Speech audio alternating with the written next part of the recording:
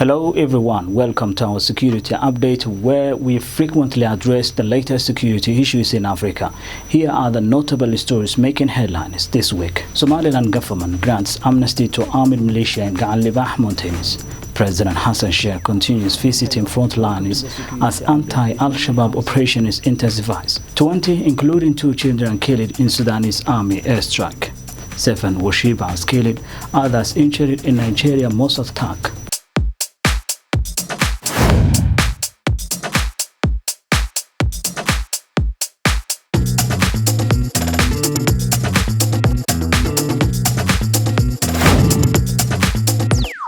Welcome to the program. The government of Somaliland has opted to grant amnesty to the armed militia who staged a protest in Gaalibah Mountains in response to the election sequence in the country. The government of Somaliland has opted to grant amnesty to the armed militia who staged a protest in Gaalibah Mountains in response to the election sequence in the country. In an official statement issued by the Ministry of Interior, it was highlighted that the decision follows the endorsement by President Pihi of the Mediation Committee's recommendations regarding both the upcoming elections and the armed militia. In the previous month, a confrontation between Somaliland police and the armed militia resulted in the loss of 9 soldiers and the injury of 17 others, as reported by the police chief. The government had accused the militia of posing a threat to the national security. However, the recent mediation proposal appears to be fostering unity among previously opposing factions with the aim of resolving the long-standing disputes surrounding the election sequence. Somalia's President Hassan Sheikh Mohamud embarked on a visit to the Mahas district within the Hiran region, furthering his commitment to post the ongoing military endeavors aimed at countering the Al-Shabaab across the Hirshabelle and Galmudug states. Somalia's President Hassan Sheikh Mohamud embarked on a visit to the Mahas district within the Hiran region, furthering his commitment to post the ongoing military endeavors aimed at countering the Al-Shabaab across the Hirshabelle and Galmudug states. During his stay in Mahas, President Hassan Sheikh is scheduled to engage in a series of consultations with key security figures, esteemed traditional leaders and representatives from the Hiran administration's 2 factions, with the overarching aim of addressing and resolving the prevailing political discord within the region. He will convene discussions with both the former Hiran Governor Ali Jaita Osman and the presently appointed Governor Abdullahi Ahmad Maalin Sufuru, as part of an effort to reconcile their political disputes and recalibrate their collective focus towards the ongoing counter-terrorism operations. President Hassan Sheikh, who has been spearheading these operations in the Samareb town for the past month, remains steadfast in his commitment to relentlessly combat terrorism until it is entirely eliminated from the nation's landscape. During a diplomatic mission to Somalia, UN Under-Secretary General Atul Khare engaged in talks with President Hassan Sheikh Mohamud. The discussion is, as reported by Villa Somalia, centered on the continuing military offensive against the Al-Shabaab group, the planned reduction of ATMIS troops and the prospective post-ATMIS support to Somalia offered by UNSOS. During a diplomatic mission to Somalia, UN Under-Secretary General Atul Khare engaged in talks with President Hassan Sheikh Mohamud. The discussion is, as reported by Villa Somalia, centered on the continuing military offensive against the Al-Shabaab group, the planned reduction of ATMIS troops, and the prospective post-ATMIS support to Somalia offered by UNSOS. UNSOS plays a vital role in providing logistical support to ATMIS and the Somalia security forces. The organization has reaffirmed its unwavering commitment to bolstering the efforts of Somalia government in the fight against Al-Shabaab, highlighting counter-terrorism as a top priority for the federal government.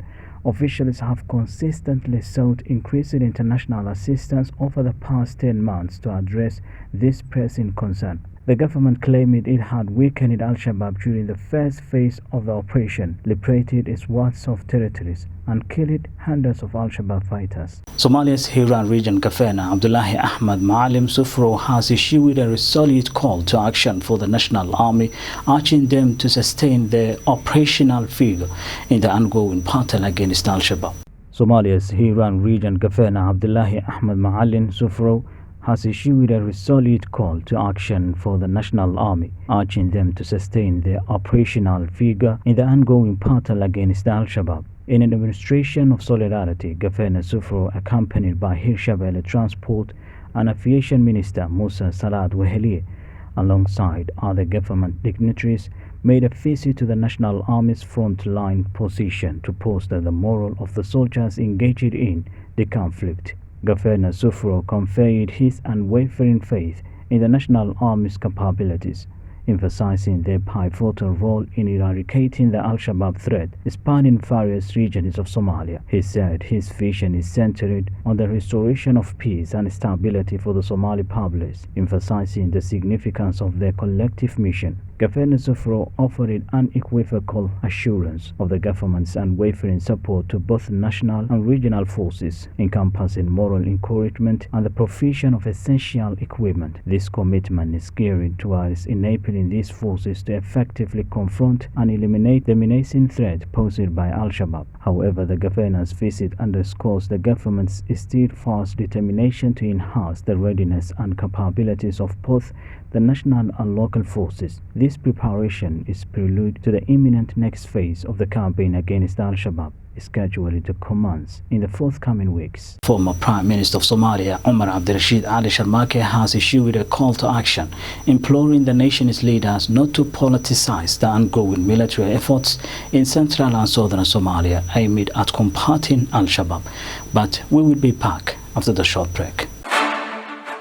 Making documentaries is one of the most creative, craft and challenging endeavors you can be involved in. It is an effective strategy to inform, persuade, educate, defend the perspective and shed light on various issues, policies and activities. At CBA TV, documentary production is our forte. We capture every TikTok detail of events in highest resolution to tell the story you care about, from politics to human hunger, research-based content, educative and informative. We also help you project your story in a dynamic perspective that attracts the world views of the target audience, as there is no better or more powerful way to place the organization's values and achievements than to make an excellent documentary film. No doubt, our strength lies in these ventures, and we pride in many award-winning documentaries which have been earning accolades across Africa and beyond. Let's tell your story. Former Prime Minister of Somalia, Omar Abdirashid Ali Sharmake, has issued a call to action imploring the nation's leaders not to politicize the ongoing military efforts in central and southern Somalia aimed at combating Al-Shabaab, emphasizing the importance of refraining from seeking political advantages during these critical operations. Former Prime Minister of Somalia, Omar Abdirashid Ali Sharmake, has issued a call to action imploring the nation's leaders not to politicize the ongoing military efforts in central and southern Somalia aimed at combating Al-Shabaab. He emphasized the importance of refraining from seeking political advantages during these critical operations. Sharmake, in his address to the public, urged citizens to actively participate in the battle to reclaim their territories from Al-Shabaab, while commending the federal government's commitment to counter-terrorism. He stressed the indispensable role that citizens must play in supporting the armed forces to secure a definite victory. He also encouraged the National Army to continue their counter-terrorism operations, while recommending that the government reevaluate its military strategies and consider the capabilities of the defense forces in various scenarios. Over the past year, the federal government has been engaging in sustained efforts against Al-Shabaab, claiming significant territorial gains and the neutralization of numerous Al-Shabaab militants during these operations. In Sudan, not less than 20 people, including 2 children, were killed when the army launched an airstrike in the capital, Khartoum. Artillery and rocket fire were reported in many parts of the imperial country as the clashes between Sudanese army and rival paramilitary rapid support forces gained momentum. An army airstrike in Khartoum, the Sudanese capital, killed no fewer than 20 people, including 2 children, on Sunday. Activists in the country say many of the victims of the attack in the Kalakla Al-Kuba neighborhood of southwest Khartoum were buried in the rubble. On Sunday, artillery and rocket fire were reported in many parts of Sudan as the clashes between the Sudanese army and rival paramilitary rapid support forces continues to spread.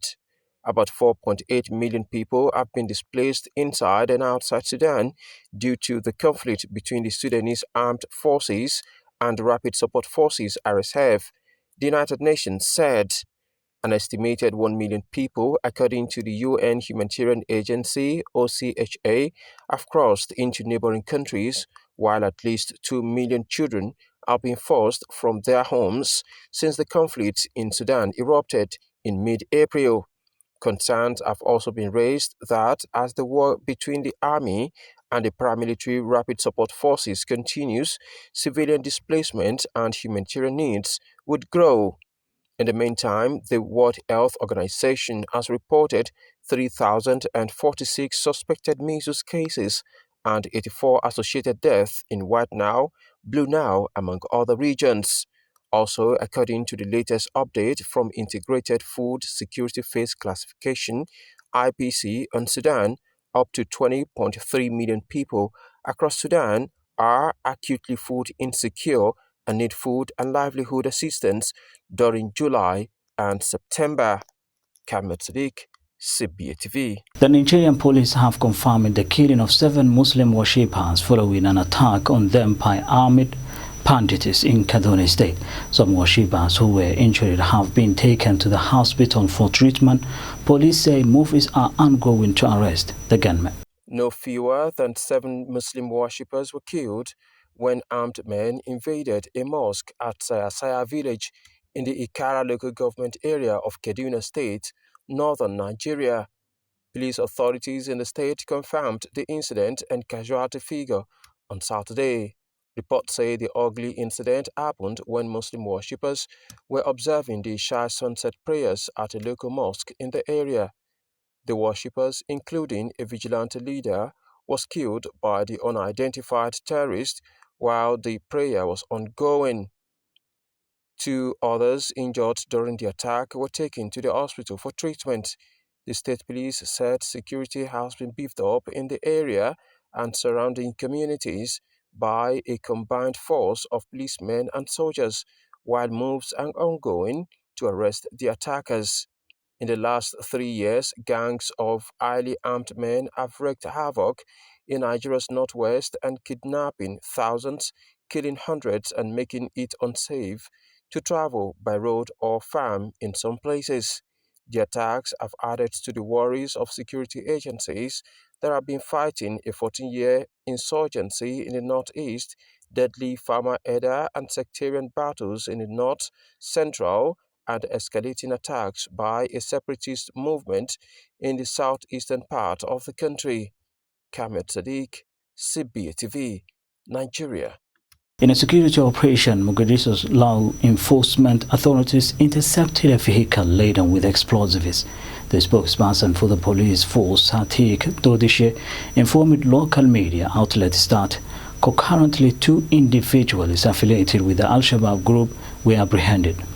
In a security operation, Mogadishu's law enforcement authorities intercepted a vehicle laden with explosives. The spokesperson for the police force, Satiq Dodishe, informed local media outlets that concurrently 2 individuals affiliated with the Al-Shabaab group were apprehended. The intercepted car detonated shortly after the security forces had disembarked the aforementioned suspects. The police said fortunately there were no casualties resulting from the explosion. The vehicle had initially aroused suspicion during a routine patrol conducted by vigilant security personnel, though she underscored that Al-Shabaab had undertaken a clandestine effort to smuggle the explosive-laden vehicle into Mogadishu. Security agencies have previously issued warnings regarding Al-Shabaab's persistent attempts to inflict harm upon civilians in Mogadishu, presumably in response to their diminishing success on the front line. And with that story of the Mogadishu's law enforcement authorities intercepted a vehicle laden with explosives,